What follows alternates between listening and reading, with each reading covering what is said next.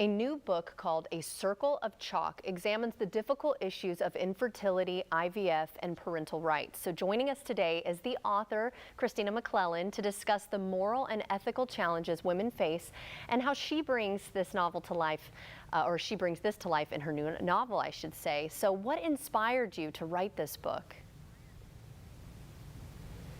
Thank you, Jordan. I'm excited to be here.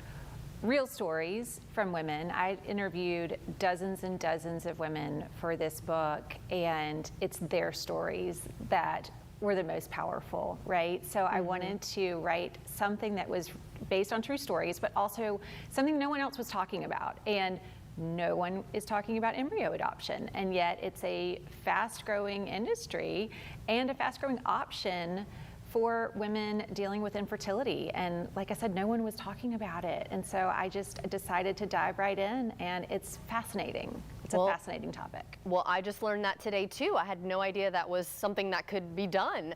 But let's go back to your novel. Can you tell us about it and the storylines?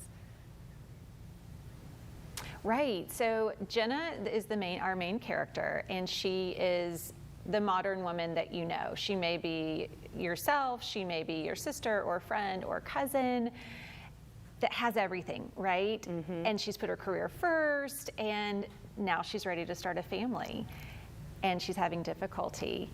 And then on top of that comes the big gut punch when Jenna loses all of her frozen embryos, her last chance to have children in a really messy divorce, and it's highly publicized, and she spirals. So this story is about Jenna's spiral and what she does about it, though. And she spends the next 2 decades trying to adopt back her own embryos and her own genetics, basically. Wow, that's fascinating. Well, what legal issues are addressed in this novel?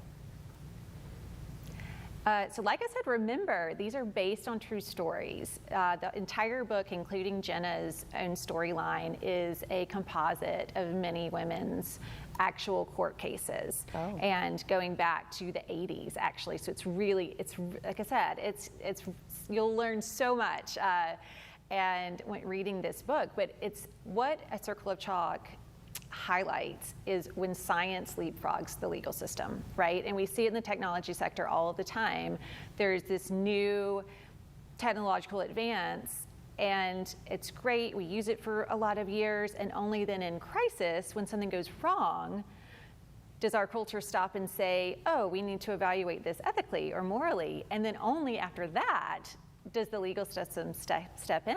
And laws still, to this day, for frozen embryos are state by state. And so it's also my advice, if I could give just a piece of advice to any woman or couple that's considering surrogacy or any form of IVF, check your state's laws, because they do, like I said, they vary vastly from state to state, and it can be a wonderful thing, or it can be very scary. Definitely.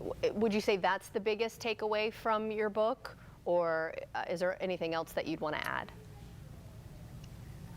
I would say be diligent, but I would also say that my biggest takeaway is to give permission to not be okay.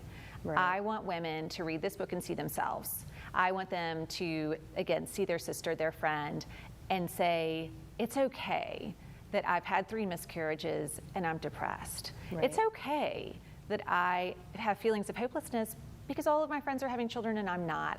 This book is for any woman that feels that way, and I hope that it gives her a voice and makes her feel like she's being heard. So that would be my takeaway, is it's okay to not be okay if you're dealing with infertility, because it's hard. And lastly, is there anything else you would like to add? And also, where can we get your book?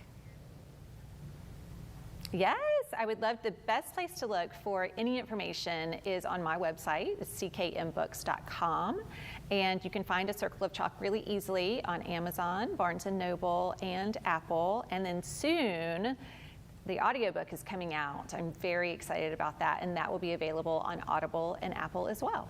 Wonderful. Well, thank you so much for shedding some light. I mean, like I said, I learned some stuff today. I'm sure they'll learn even more in this book, and women who might be dealing with this, hopefully not feeling alone. So thank you so much.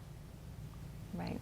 Thank you so much, Jordan. I appreciate it. Of course. And if you'd like to see this segment again, just head to our website, firstcoastliving.net.